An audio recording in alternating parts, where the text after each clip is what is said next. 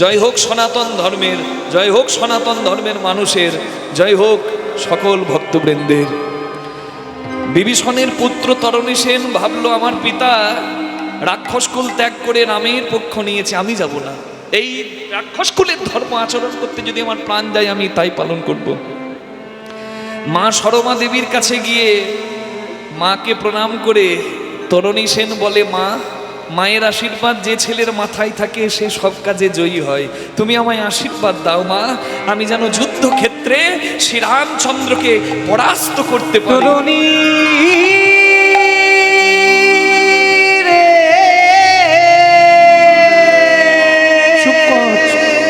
চুপ কর বাবা, চুপ কর। কি কথা বলা মা? ভগবানকে কি হারানো যায়? ভগবানকে জয় করা যায়। তুই যখন যুদ্ধ করতে যাবি স্থির করেছিস, আমি তোকে বাধা দেব না, তবে আয়। আর তোর মুখটা আমি কোনোদিন দেখতে পাবো কিনা তা তো জানি না। আমি মা, আমি তোকে শেষবারের মতো সাজাই। কোলে নিয়ে শিশুকে সাজালো মা সরমা। সরমা মায়ের আশীর্বাদ মাথায় নিয়ে তরণীসেন এলো সম্মুখ সমরে যুদ্ধক্ষেত্রে শ্রীরামচন্দ্রের কাছে। রামচন্দ্র শিশুকে দেখে অবাক হলো। কেন? শিশুর সারা গায়ে রাম নাম লেখা। মা সরমা রাম নাম লিখে দিয়েছে শিশুর গায়ে। বিভীষণকে প্রশ্ন করে রামচন্দ্র, বিভীষণ,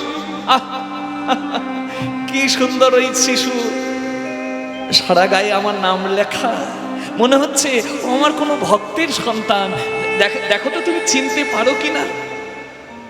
এই জন্য রামচন্দ্রের নাম মর্যাদা পুরুষোত্তম। ছেলে যুদ্ধ করতে এসেছে, কি করব সেটা রামচন্দ্র পিতাকেই জিজ্ঞাসা করলো। বিভীষণ ধর্মপ্রাণ, সে স্বার্থের জন্য ধর্ম জলাঞ্জলি দেয় না।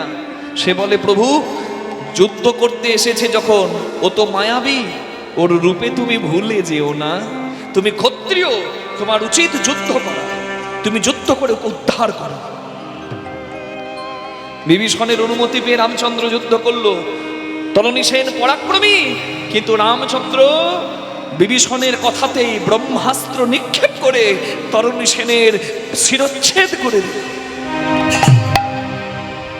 যখন দেহ থেকে মাথাটা আলাদা হয়ে যাচ্ছে, তরণীসেনের মনে পড়ল মাকে দেওয়া কথা।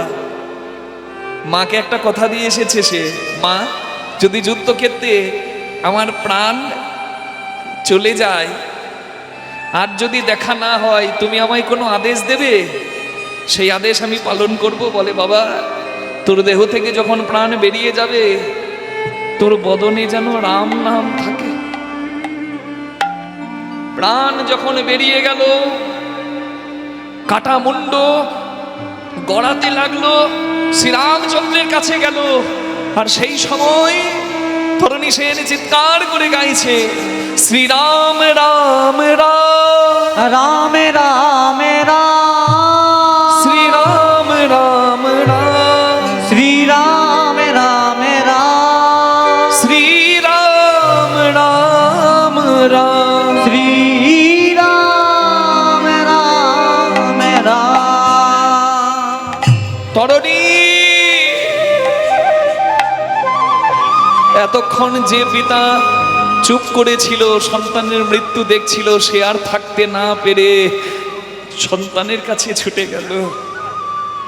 বিভীষণ এসে মস্তকবিহীন নিথর দেহটা পড়েছিল ধুলাই ধূসরিত হয়ে, সন্তানের সেই মৃত দেহটির কাছে গিয়ে সন্তানের পা দুটি নিজের মাথায় ঠেকিয়ে পিতা বিভীষণ সন্তানকে প্রণাম করে বলে, তরণী, আমি জানি না কোন শুভক্ষণে তোর নাম রেখেছিলাম তরণী,